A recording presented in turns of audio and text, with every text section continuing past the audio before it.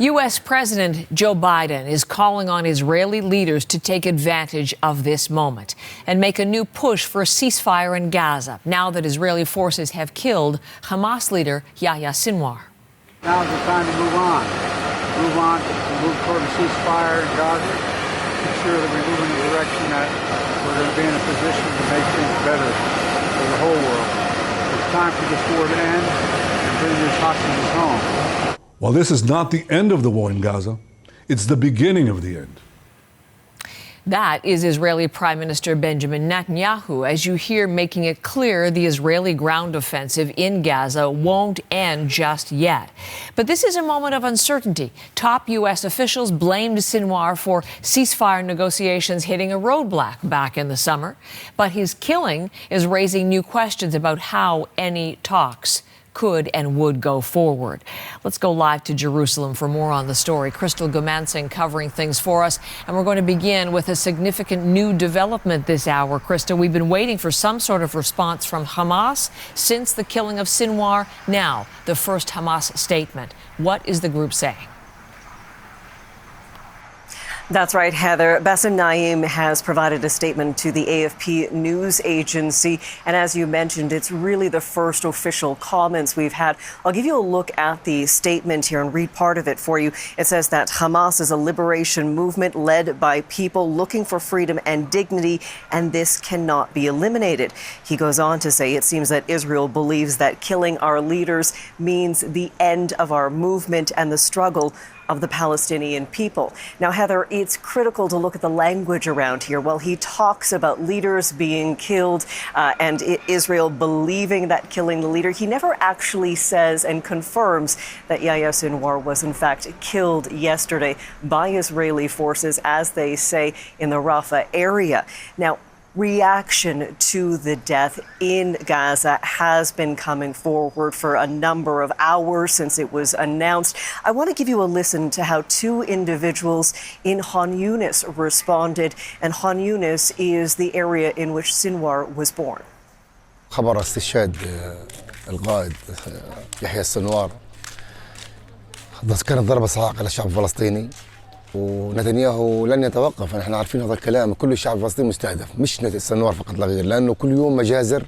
تعودنا على انه استشهاد القاده دافع للمقاومه ان تشتد ويخلف القاده قاده اقوى واصلب. So talking about the leaders, no word yet if a new leader will or has been chosen. A number of high-ranking officials, including Hamas's leader, killed by Israeli operations in not only Gaza, but of course in Lebanon as well. Now here in Israel, last night when this was officially confirmed, there were celebrations in a number of locations, people taking to the street. There was dancing and waving of flags and music, a very jubilant scene with an expression of a little bit of anxiety, but a lot of hope. Today, reaction a little bit more muted. The war should stop, and I hope it's going to be a positive stage for the state of Israel. Look, I think this is genuinely good news. I think twice over, first of all, because he was an evil man. One thing we are hearing from so many people here in Israel is that they want the government to start focusing or focus more attention on returning those 101 hostages still believed to be in Gaza. They say that is the crucial point right now. It's unclear how many of those individuals, Heather, are still alive. Crystal, in fact, we heard Joe Biden at the beginning of our program this hour urging leaders of Israel to take this moment and move toward a ceasefire deal and that hostage deal as well. But I was mentioning the uncertainty around this moment. So what are you watching for specifically next in the story? Well, there's a couple of sort of points here. Number one, we are still seeing activity by the IDF in Gaza, operations ongoing. In fact, the IDF's Arabic spokesperson posting images on social media of a huge massing of troops, of tanks on the northern border.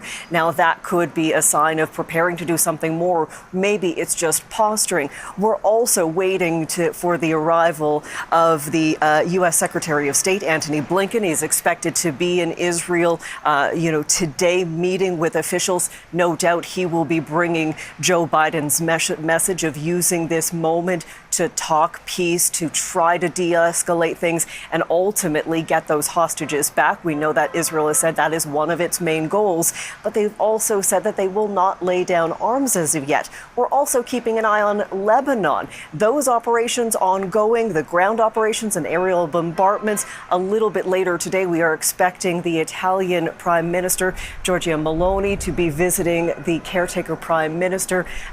She is obviously going to be focusing on the safety and security of UN peacekeepers.